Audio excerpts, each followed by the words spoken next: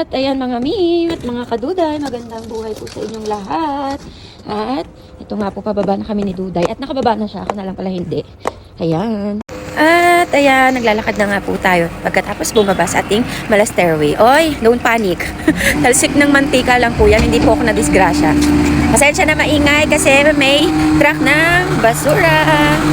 So, ayan na nga. Bibili tayo ng mga isasahog natin sa gagawin nating sinigeng-geng.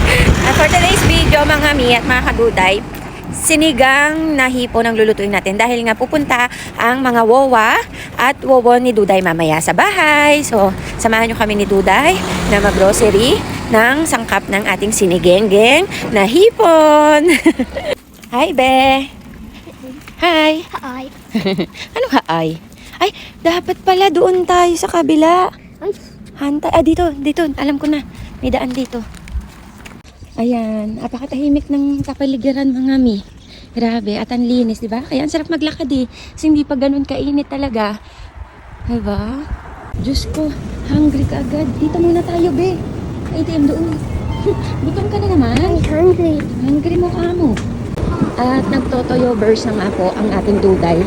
Kasi nga, nagugutom na siya. Are you hungry? Ha? Ha? Busog na? No, why not? I'm hungry. I want the ice cream. Hungry ka tas ice cream, ano ka, baliw? Dapat hungry ka, rice, ganon. Ice cream aga-aga, wala pang almusal, be. No rice. See, no rice. Ang ganda mga mi. I destroy Ay, everything. merong ano na oh. Tubo, nabili kaya tayo. Kalamansi. Kamatis, potato, Sara, bili tayo kaya. May bunga na, hindi na tayo mahihirapan baga. I want destroy. Bili na ako, tapos ano.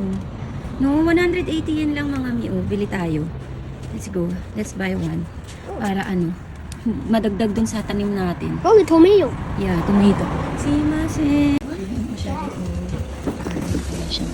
Good supermarket food.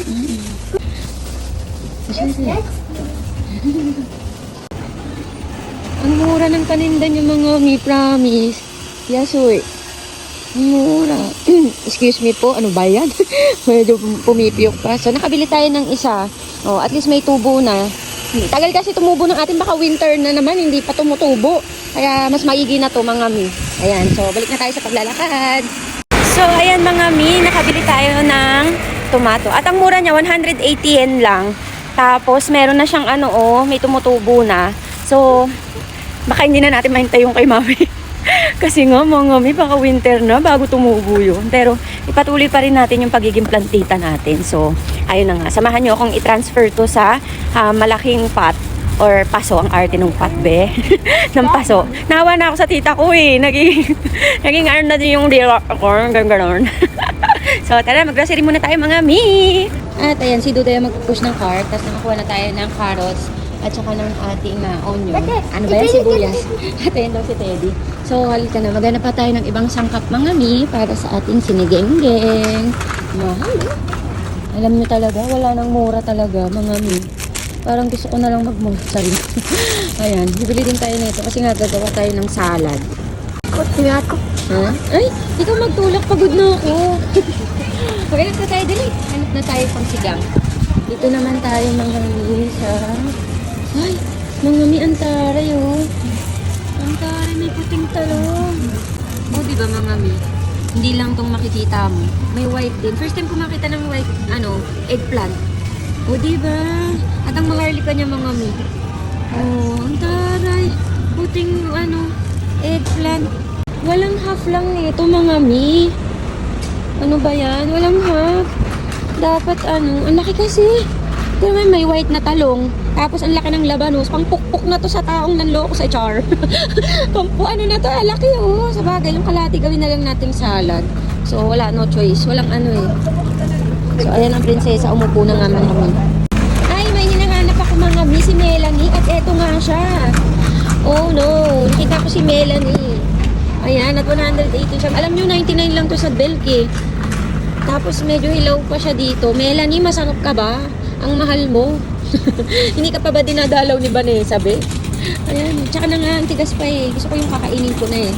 At kukuha tayo ng panglagay kasi favorite to ni Duday sa sinigang. So maglalagay din tayo. 99 lang naman siya. Dahil nga, tag ano niya. Tapos ang laki oh. Parang nakakatakot naman kainin. Pero favorite to ni Duday. Ayan na. Matakaw na si Duday sa gulay mga mi. Kaya dagdagan natin yung gulay natin. Dagdagan natin. Lagyan natin ng maraming gulay. Kasi matakaw na si Duday eh. Malakas siya sa gulay mga mi. At ayan. Minsan pinapapak niya nga yan. Yung sa ulam hindi ganyan Pag naluto na syempre. So, ayan na nga. Parang gusto ko lagyan nito mga mi. Buto-buto. Pero hindi kaya magiging weird yung lasa kasi hipon na siya. No? Wag na nga. Gastos lang. Ayan, bumili ako nito kasi dadating yung mga pinsan ko. Ayan, favorite yan ni Ate Sophie at saka ni Kuya Jeremy. Ang ano ng McDo, hash potato. So, ayan. At saka ito, kakatikin ko yung itong patsit. Ayun, mayroon pang isang hipo. Kailan kayo nagmahal? 3 lang ba siya? So, I want to dagdag. Ayan, kuha pa tayo isa pang dagdag dun sa hipon. Kasi, I think lang yun para sa... Mommy, meron na sila may pasahay. I know, right? Pero kailangan natin magdagdag. Because Wowo and Wawa will go nani. At ayan mga mi, bumili lang pang almusal ni Duday. Tapos nagdagdag na ako ng shrimp. Ngayon ang hinahanap ko naman ay sugar. Hanap tayo ng sugar. Ayun, dito yung sugar mga mi. Ayan, meron ditong sugar. So, ito lang. I think ito lang. Sobrang dami naman kasi pag yun. So, ito lang. Okay. 2,000 years later. At ayan mga mi, nagisa na ako ng sibuyas at kamatis. Tapos hindi, gaya na sabi ko, hindi ako mabawang na tao mga mi, so walang bawang yan. At ito na yung hiniwa kong carrots at talong. So, pagkatapos natin mag-isa, syempre, ilalagay na natin yung ating hipon. So, okay na yan. Tara, ilagay na natin. At ayan na, ilalagay na natin yung ating hipon. So, ayan mga mi, haluin lang natin yan. So, ayan, mekos-mekos lang natin yan, mga insan. Mga mi, ayan, minekos natin para naman ang ating hipon. Habang minekos-mekos natin ang hipon, lagyan na natin pampalasa kagaya na itong asin na may paminta mga mi. Ayan. At maglagay na tayo ng konting nor. Nor! Bekenemen!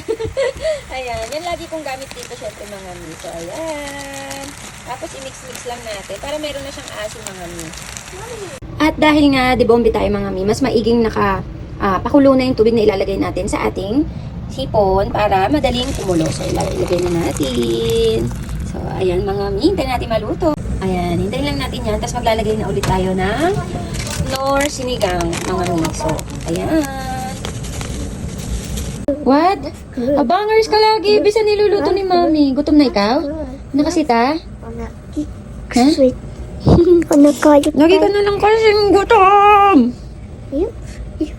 Medyo parang kulang ng tubig, kaya nagpakulo pa ako. Tapos, nilagyan ko na din siya ng salt, mga mi, at ilalagay na natin yung ibang sahog. At sama-sama natin ilagay itong talong, carrots, at yung ating okra. Huli na natin isunod, huli? Sunod ba? Lito-lito yarn. Sunod na natin ilagay na lang yung ating labanos, mga mi. So, ayan, lagay na natin para, ayan, dinamihan ko talaga yung talong, mga mi, kasi masarap yan. Tapos nilakihan ko na para hindi madaling madurog. So, dati ang cut ko dyan sa talong mga mi, 3. 2, tapos may gitna pa, tapos side. Ngayon, dahil nga masarap siya, at saka gusto natin malaki, sa middle lang or sa gitna ko lang siya kinat. So, ayan, wait na natin. At hiwain na nga natin tong espada natin. Ay, espada. Labanos mga mi, laki kasi niya eh. So, tara, hiwain na natin.